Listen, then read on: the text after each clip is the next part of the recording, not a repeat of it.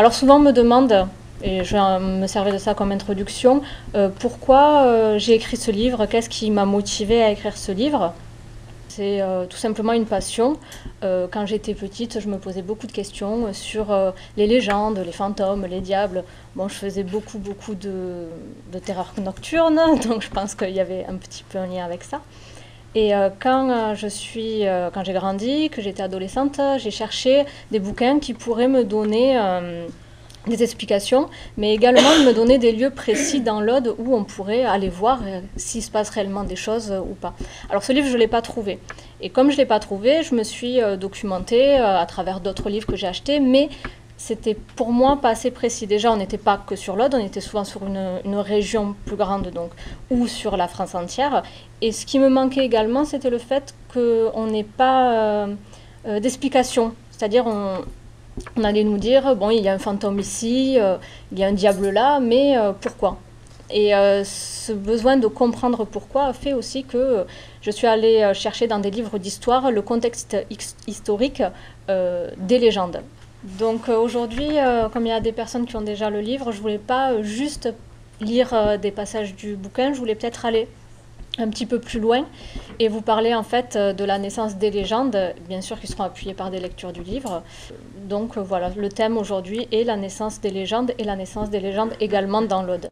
Je ne sais pas si vous êtes déjà posé la question d'où naissent les légendes, comment elles émergent dans nos sociétés. Je ne sais pas. C'est vrai qu'on connaît le fait qu'il y ait des légendes. Alors moi je me suis posé la question, mais c'est vrai que je me la suis posée après avoir écrit le livre, ou un peu pendant également. Et en fait il y a plusieurs caractéristiques qui permettent aux légendes d'éclore. Et la première c'est nous, en fait, c'est la part de l'homme. L'homme est central dans la légende. En effet, bon, c'est évident quand on y pense, c'est nous qui les créons, donc elles émanent de nous. Mais je pense que cette réflexion, elle est importante. Et en fait, seuls les hommes possèdent un système complexe de pensée qui mène à ces croyances et ces légendes. Donc, pas d'humains, pas de légendes. C'est pour ça qu'on est là aujourd'hui.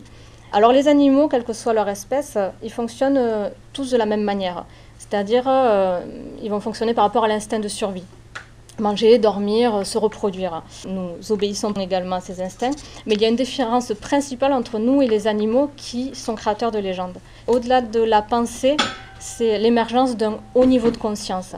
C'est-à-dire que l'homme a conscience tout simplement de sa propre existence en tant qu'individu. C'est-à-dire que les animaux ont une conscience qui est spontanée, qui va permettre de survivre, mais l'homme a une réflexion, une conscience réflexive, pardon, c'est pas évident à dire. Et c'est ça, en fait, qui nous permet de nous questionner sur nos existences, qui nous permet de nous questionner sur des choses existentielles pour nous. D'où venons-nous? Qu'y a-t-il après la mort? Et c'est ces questions-là qui sont à la base de l'émergence des légendes.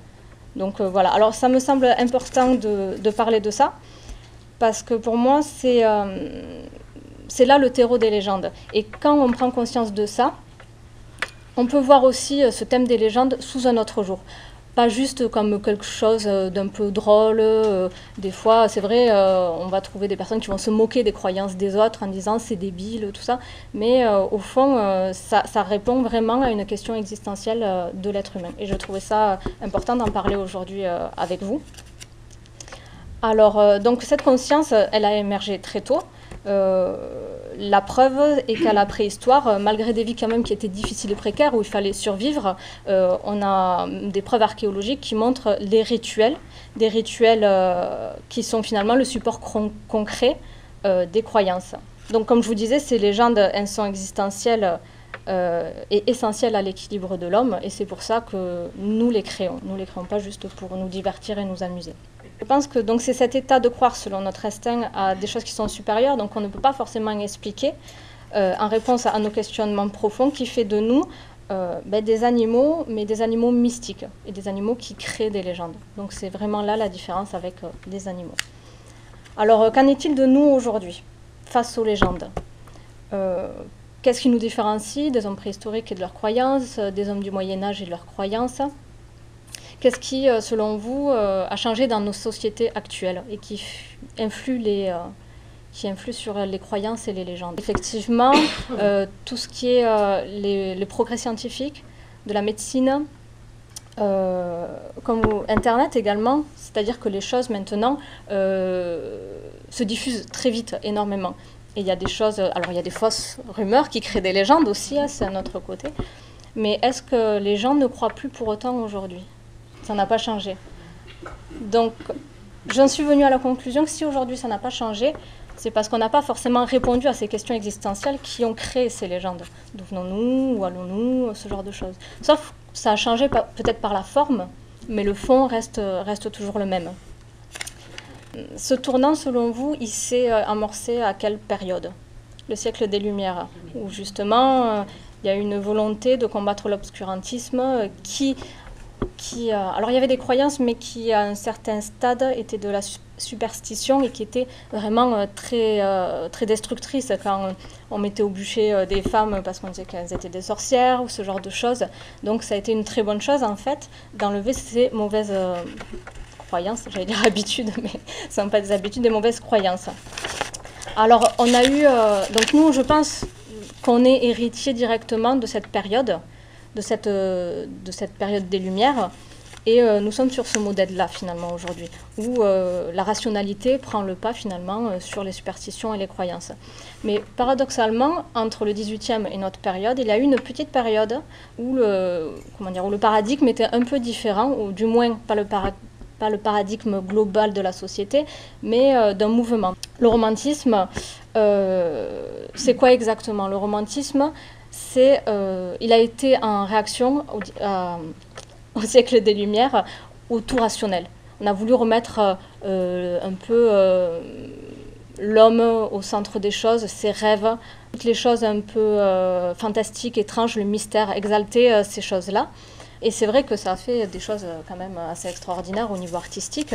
Et c'est également à cette période qu'on a vu émerger le spiritisme, avec les tables tournantes, les Ouija, tout ce genre de choses. Alors on a tous vu des gravures avec les gens autour des tables qui bougent. Donc ça, c'est quand même très très important.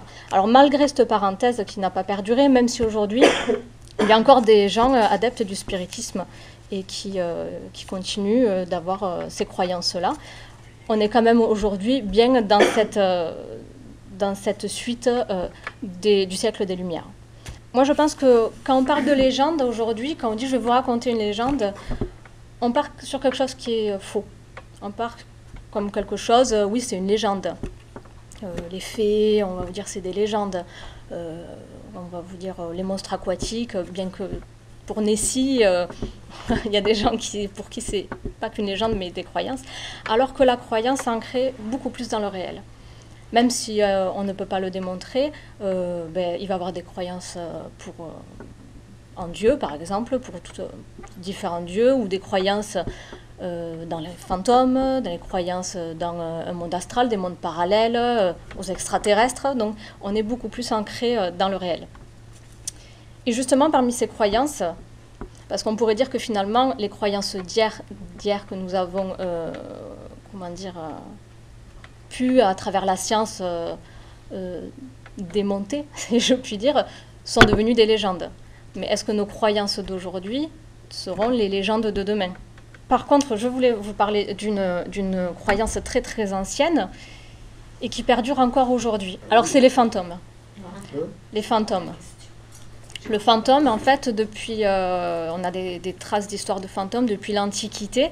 Par exemple, si je demande dans cette salle, pour vous, est-ce que les faits pour vous sont une croyance ou une légende? Je pense que 80% des personnes, si ce n'est pas 90, diront que c'est des légendes. Si je vous pose la même question pour les fantômes, je pense que ça sera plus partagé. Après, voilà, je ne dis pas qu'il y a une vérité, que c'est l'un ou que c'est l'autre, ce n'est pas vraiment le thème. Mais voilà, c'est pour vous expliquer que... Alors pourquoi les fantômes, justement, c'est encore une croyance ancrée et n'est pas devenue une légende? Ce qui est du fantôme, comme c'est des êtres qui sont immatériels, c'est pas parce qu'on ne les voit pas qu'ils n'existent pas. Et c'est là où il y a justement cette question qui reste en suspens. Et effectivement, quand on parlait de questions existentielles, on parlait de la mort, et on n'a toujours pas de réponse à ça. Et le fantôme, finalement, au-delà qui fait peur, mais il soulage également quand on a perdu un être cher Voilà, on se pose cette question, qu'est-ce qu'il y a après la mort? Est-ce que je vais retrouver des parents? Ce genre de choses. Donc je pense que le fantôme a de beaux jours devant lui en tant que croyance. Il y a une croyance aussi qui est très ancienne, autre que le fantôme, un être créateur, pour ne pas partir dans la religion principalement. Donc il y a cette croyance qui... Alors, toujours pareil, je ne veux pas rentrer dans des débats, hein, on y croit, on n'y croit pas, c'est vrai, c'est pas vrai. Finalement, la question n'est pas du tout là. Donc, pourquoi cette croyance perdure aussi? Parce qu'on n'a pas prouvé que ça n'existe pas, mais également, on se pose ces questions existentielles que les hommes des cavernes se posaient les mêmes. Donc, est-ce qu'après la mort, il y a quelque chose? Donc, ça explique aussi les fantômes et cette notion d'être supérieur. Mais également, d'où vient-on et où va-t-on et pourquoi sommes-nous ici? Parce que quand l'homme, je pense, a pris conscience de soi-même, alors je ne dis pas que c'est vrai ou que ce n'est pas vrai, mais il n'a pas pu peut-être se résoudre à dire je ne suis là, mais ça ne sert à rien. Et justement, je pense que cette question, dire de pourquoi de mon existence, est primordiale chez l'homme. On cherche tous à avoir des buts, on écrit des livres, on est dans des associations, et on essaie aussi de se réaliser à pas justifier, mais à se dire mon existence a un but. Et je pense que la croyance qui perdure également un être supérieur, peut-être pour nous, même si c'est un être qui est silencieux, nous permettre d'avoir un support du pourquoi on est ici et quel est notre but sur ce monde. Voilà. Donc, nous avons parlé de l'homme d'avant, de l'homme d'aujourd'hui, l'homme de demain. Selon vous et les croyances, qu'est-ce qui va se passer? Donc, je pense qu'on est dans des sociétés, malgré tout, qui changent. Nous sommes...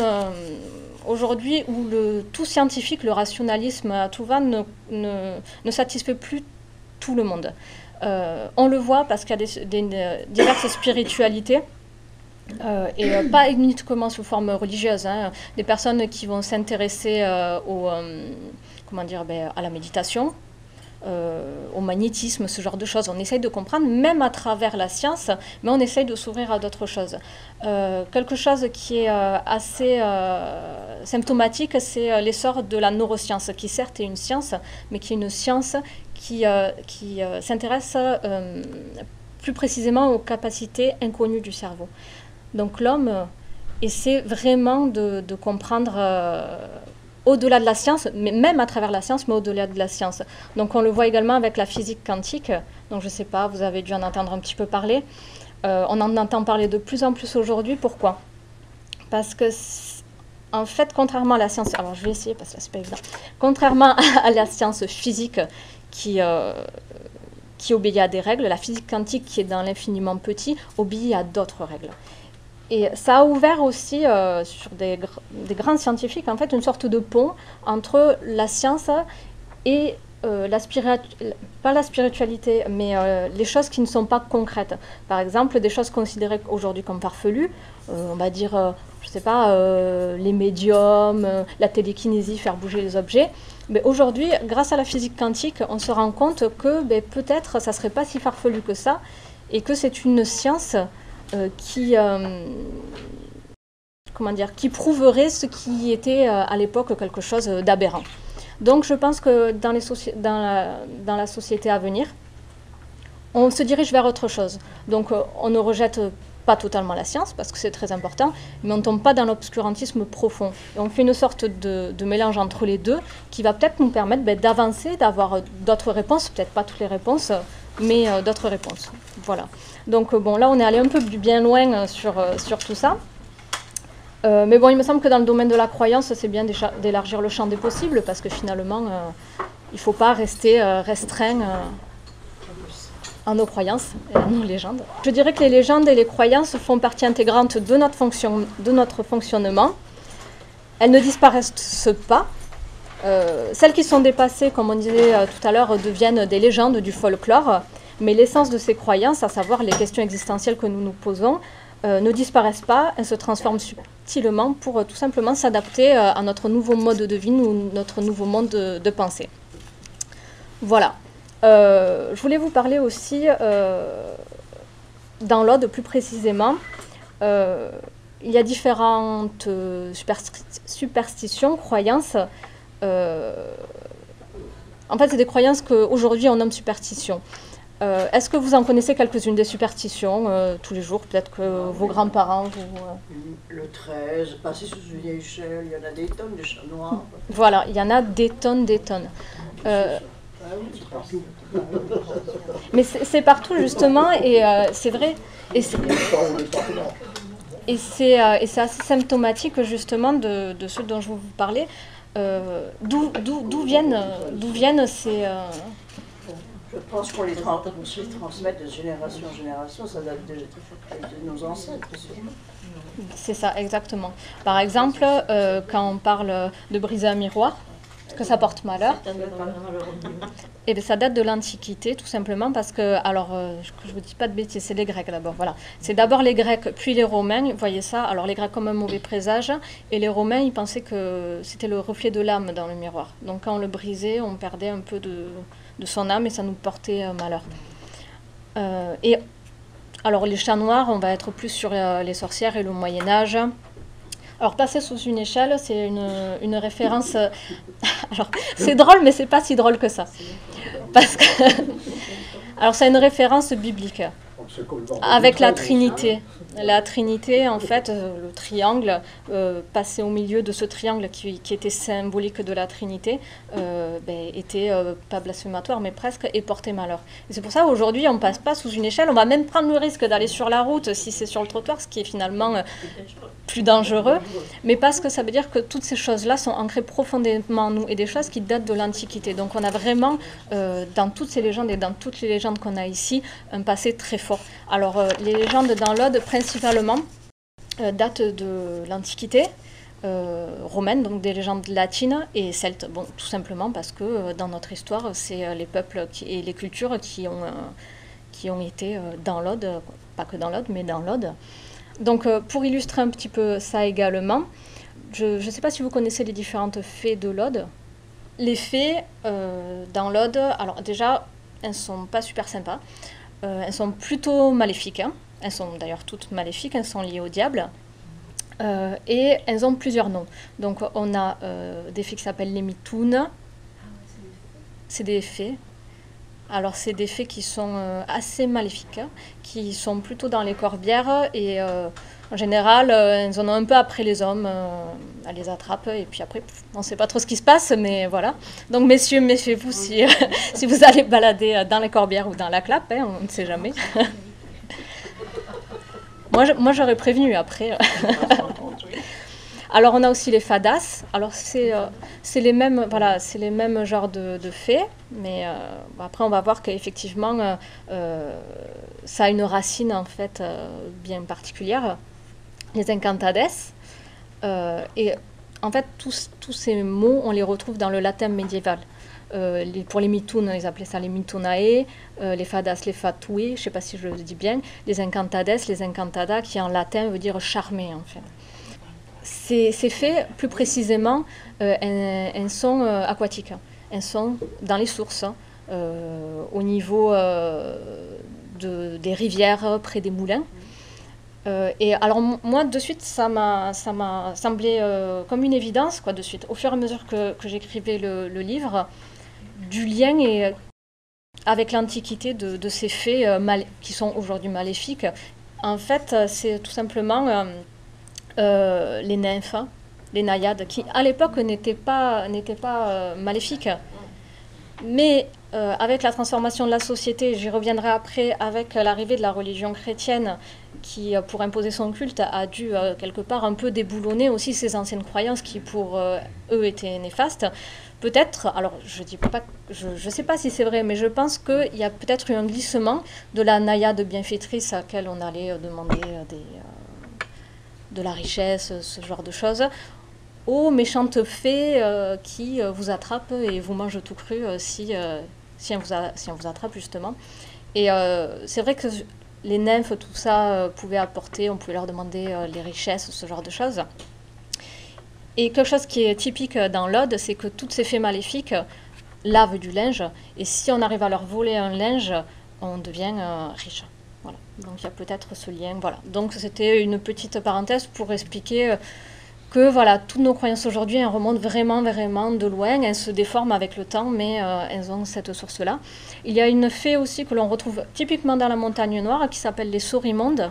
Alors là, on est sur un autre modèle, parce que sor, ça vient du francisque, donc c'est la langue germanique des Francs, donc c'est germanique, qui veut dire blondeur.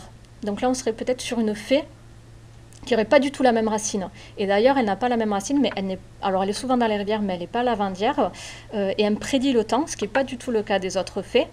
Alors moi, ça m'a fait penser tout simplement, en se basant sur justement ce côté celtique, aux prêtresses druidiques, c'est pas évident. Et je pense que peut-être, pour les mêmes raisons, elles ont été un peu diabolisées, et se sont transformées en Sorimonde, justement. Voilà. Donc c'est peut-être ces prêtresses qui ont été un peu diabolisées. Ben voilà, tout simplement. Donc c'est pour ça qu'en France et dans toutes les régions, on a des croyances différentes. Tout simplement, quand on va en Bretagne, il y a une influence beaucoup plus celte qui est ancrée. Alors moi, ces légendes, je les aime beaucoup. Mais c'est vrai qu'en étant dans l'Aude, elles me parlent peut-être beaucoup moins que moi, ces fées finalement, dans lesquelles j'entendais parler depuis que j'étais toute petite. Voilà. Donc après, il y a eu un grand tournant au niveau des légendes et des croyances. Je pense tout simplement que la principale transmission des légendes se fait de manière orale, écrite, mais au sein du foyer et de la famille. Des petites cellules dans le quartier, dans le village. Et effectivement, au début du XXe siècle, il y a eu une sorte d'éclatement de la cellule familiale. On ne vit plus avec nos petits-enfants, avec nos grands-parents, où il y avait cette grande maison. Ce lien a été un peu cassé, avec l'industrialisation, les besoins des gens de partir travailler plus loin. Donc il y a eu cette première cause. L'uniformisation de la culture également, avec l'industrialisation, on est un peu sur le même thème. Plus récemment, la mondialisation. Alors ceci dit, on y revient. En France, à l'époque de mon grand-père, quand il était à l'école, on lui disait, il est d'origine catalane, il est catalan, on lui disait tu ne dois pas parler catalan, c'est mal. On niait en fait les spécificités. Maintenant on y revient. Alors je pense que c'est aussi une question de système, politique, c'est-à-dire à l'époque où la France était peut-être beaucoup plus menacée dans une période d'avant-guerre, tout simplement, où on était plus fragilisé, peut-être que les gouvernements cherchaient à unifier justement et voyaient comme une menace ce genre de culture différente. Aujourd'hui, on est en temps de paix, donc effectivement, on trouve ça beaucoup plus intéressant et on trouve même que c'est une richesse. Et comme vous dites, effectivement, maintenant à l'école, on apprend l'occitan, le catalan, ce genre de choses. Et effectivement, les guerres mondiales, et surtout la Seconde Guerre mondiale, ont été terribles au niveau des légendes et des croyances également. Alors tout simplement parce qu'il y a eu beaucoup de morts, donc il y a une sorte de fracture aussi où il y a des générations entières pratiquement qui ont disparu, donc les choses ne sont plus transmises. Et après il y a peut-être aussi l'horreur de tout ce conflit qui ont rebasculé les gens dans une dure réalité. Toute cette horreur, on vivait peut-être à l'époque alors pas un monde plus doux, mais on avait plus tendance à croire aux fables, tout ça, et toute cette horreur a peut-être un peu cassé ce mode de pensée, ce mode de croyance un peu plus doux. Alors heureusement, il y a des folkloristes qui, avant la guerre, ont commencé à répertorier toutes ces légendes qui étaient qui étaient vraiment essentiellement transmises de manière orale. Et grâce à ce travail des folkloristes, on s'est retrouvé avec des bulletins. Alors il y a le folklore de l'Aude, je ne sais pas si vous connaissez, c'est des bulletins. J'ai eu beaucoup recours à ces bulletins pour écrire le livre. C'est une mine d'informations incroyable. Les gens allaient dans les villages, ils prenaient justement les papis, les mamies, leur demandaient quelles étaient les légendes, et ils ont pu comme ça tout noter. Et ils ont sauvé un peu cette partie. Aujourd'hui, s'il n'y avait pas eu ce travail de fait, on aurait perdu énormément de choses. Donc, on a vu jusqu'ici que la naissance des croyances et des légendes est due donc, à deux facteurs, notre nature profonde, à se questionner sur notre existence, et cette capacité aussi à transmettre de manière orale, écrite ou même des fois graphique, tout cela. Alors, il y a différents types de légendes, on le verra. Certaines sont des mises en garde qui jouent un rôle éducatif. Quand on parle de l'ogre qui va vous enlever... en gros, c'est méfiez-vous de l'étranger ou voilà ce genre de choses. On a aussi la sapliero. Alors ça, c'est typique de l'Aude, mais en fait, on le retrouve en France sous le nom de marchand de sable. Elle fait exactement pareil, sauf que le marchand de sable, il met juste un peu de sable dans les yeux des enfants. La sapliero, si l'enfant il s'endort pas, il prend son sac de sable qui est très lourd et il y en donne des coups dans le ventre. Parce que dans l'Aude, on est un peu plus rude peut-être, je ne sais pas. L'enfant, du coup, commence à avoir une toux, et là, il y a un autre monstre qui vient et qui l'enlève parce qu'il dort pas. Voilà. Ouais, c'est comme ça. C'est comme ça dans l'Aude. Voilà. Et alors, je voulais vous demander quelles sont, selon vous, les légendes les plus effrayantes. Alors, moi, personnellement, ce qui m'effraie le plus, sans parler de fantômes ou de diables ou de possession ou je ne sais quoi encore de terrifiant, mais c'est des choses que je ne comprends pas. Et je pense que les croyances les plus présentes et qui perdurent, c'est sur les choses que l'on ne peut pas expliquer. Comme l'homme qui regardait par le trou de la serrure, l'homme est curieux. L'homme est curieux par nature. Et quand quelque chose se produit et qu'on ne le comprend pas, on ne peut pas dire bon ben on ne le comprend pas. On va essayer de comprendre et de chercher des explications. Malheureusement, les explications ne sont pas toujours rassurantes des fois. Donc oui, on peut arriver à parler de fantômes, d'esprits démoniaques, surtout sur les choses qu'on ne comprend pas et qui sont plutôt négatives. Alors j'ai quelques exemples. Par exemple, tout simplement la puissance de la nature et le déchaînement des éléments. Dans la tradition audoise, elle est, et je ne pense pas que dans la tradition audoise, associée au malin. C'est-à-dire une tempête, un éclair, à l'époque, parce que maintenant c'était une croyance, aujourd'hui c'est une légende, comme on disait tout à l'heure. Et à ce propos, je voulais vous lire vite fait une petite légende que je trouvais très sympa, pas terrifiante, mais assez explicative par rapport à ce lien avec les tempêtes et le diable. Donc c'est la légende de l'éclair qui a été recueillie dans le folklore de l'Aude, les revues que je vous nommais tout à l'heure, à Laderne. Alors la légende de l'éclair. Un jour qu'il faisait chaud comme aujourd'hui, mais il y a bien longtemps de cela, les gens moissonnaient et la sueur leur coulait partout. Sur le tard, ils étaient fatigués. Le diable qui se promenait par là, parce que vous savez que si notre Seigneur l'a chassé du ciel, il lui a permis de vagabonder sur la terre, pour nous éprouver. Le diable donc pensa, voilà des gens qui sont bien harassés, je suis sûr qu'un rien les ferait trébucher et que je pourrais m'emparer de tout. Je vais leur faire une peur, ah oui parce que le diable est cupide, ça c'est bien connu. je vais leur faire une peur comme ils n'en ont jamais eu, et lorsqu'ils seront épouvantés, ils seront prêts et je pourrai les cueillir. Là-dessus, il amoncela toute une masse de nuages qui venaient de tous côtés et qui paraissaient voler en se poussant. Pour achever l'épouvante, je vais te faire un remue-ménage, c'est le diable qui parle, comme l'enfer n'en a jamais entendu. Mais notre Seigneur l'a pris et se dit, il est entendu que je dois laisser faire le diable à sa guise sur terre, mais chaque fois qu'il voudra faire du bruit pour épouvanter les hommes, je les avertirai. Alors, il se passa quelque chose que le diable n'avait pas prévu.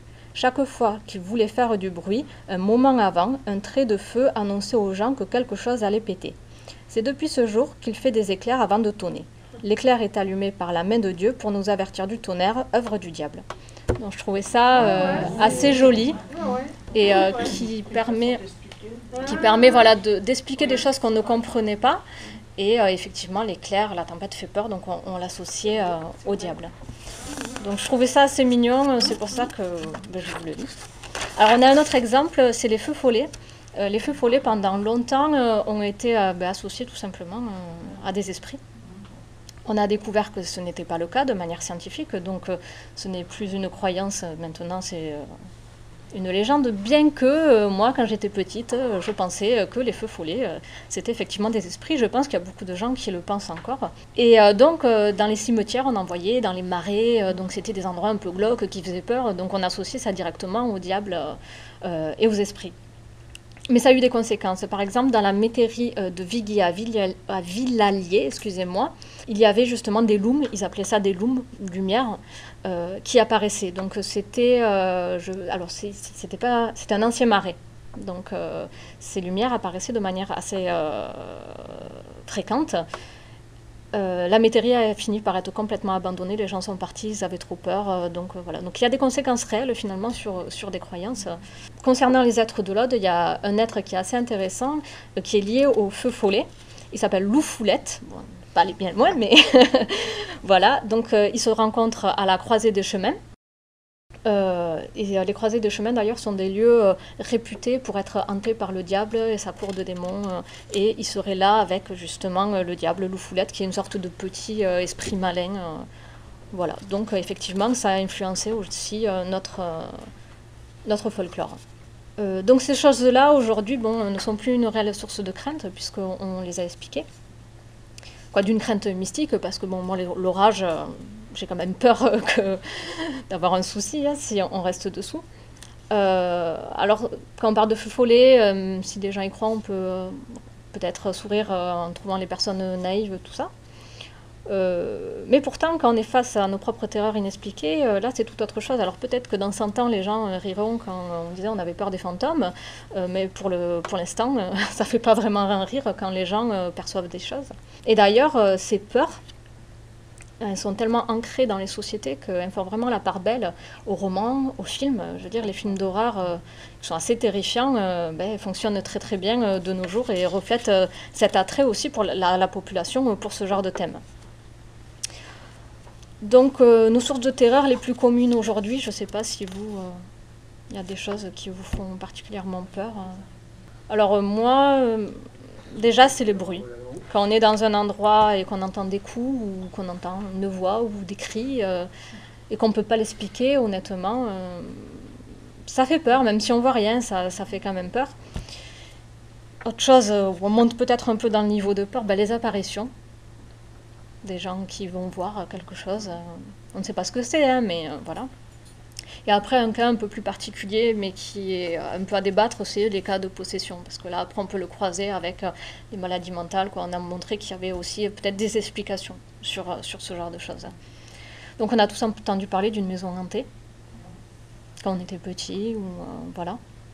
Ou des personnes très fiables qui nous racontent, avec un peu de gêne, parce qu'on a un peu honte de parler de ça, d'avoir vu des ombres, des êtres immobiles, les observer au détour d'un chemin ou dans la maison. Donc c'est pas vraiment rassurant, ça donne pas trop envie de rigoler. Après, peut-être que parmi vous, il y a des gens qui ont entendu des choses, qui ont senti, je sais pas, je veux pas faire, mais bon, qui ont senti des choses, ou une pression, on se retourne, il n'y a personne, ce genre de choses.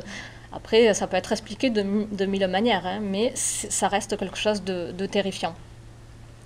Alors voici une histoire que je vais vous lire, qui se passe à Gruissan, donc c'est mon village. Il y avait une maison réputée hantée. Depuis que je suis toute petite, j'avais un peu peur de passer devant, mais j'étais quand même assez intriguée par ce fait. J'ai pu rencontrer le petit-fils des propriétaires de la maison, qui avait écrit un texte sur cette maison et que j'ai... Hop. Il y avait eu bien des rumeurs, des bruits et des chuchotements dans ma famille au sujet de cette affaire, mais jamais rien de très précis. Je n'ai su la vérité que quand mes grands-parents ont été obligés de me l'avouer, et cela s'est passé au moment où la maison de mes grands-parents dite La Forge fut mise en vente et que je voulus m'emporter acquéreur. Mon père me dit « N'achète pas ça !» Ma mère m'a expliqué qu'il s'est passé des choses là-dedans. Façon de ne pas me dire franchement qu'elle était hantée. C'était avant ma naissance. Mes parents y habitaient avec mes grands-parents qui étaient maréchal ferrant. Ma mère, enceinte de moi, a dit à mes grands-parents « Le petit ne naîtra pas, j'ai eu trop peur là-dedans. » Aussi, mes parents sont-ils allés habiter à côté de l'église, une petite maison de mes aïeux. Voilà les faits tels que mon père me les a racontés devant ma mère et ma cousine Francine peut en témoigner. Il y avait dans cette forge un grand escalier en bois avec une énorme rampe en fer. Mes parents et grands-parents étaient couchés quand mon père me dit qu'à minuit juste, on entendait quelqu'un monter l'escalier de bois. Les marches geignait, grinçaient et arrivé à la dernière marche, tout s'arrêtait. La première nuit, mon père crut rêver, mais les nuits suivantes, cela recommençait, toujours à minuit. Il se lève précipitamment pour voir s'il y avait quelqu'un et se retrouve avec mon grand-père qui lui aussi venait voir s'il y avait quelqu'un. Il n'y avait personne. Pourtant, mon père m'a bien décrit cette marche lente, pesante sur les escaliers. Ma mère et ma grand-mère n'en mènent pas large et cela a continué tous les jours. On a fait venir monsieur le curé car dans la famille on croyait ferme que c'était un ancêtre qui se manifestait toujours. Cela a duré quelques années encore. À la mort de mon grand-père, on a loué la maison, mais personne n'y fut heureux. Pardon. Quand je dis à ma sœur de l'acheter, elle me cria tout fort. Pas la forge, elle est hantée. Pourtant, bien des années avaient passé.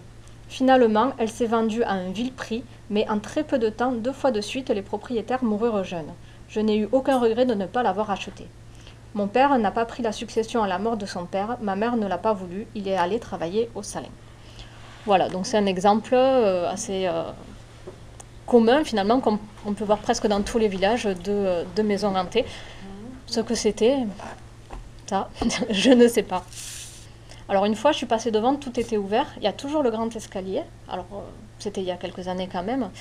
J'ai passé la tête, mais je ne suis pas allée plus loin au cas où. J'avais pas envie de ramener ça à la maison. Donc voilà.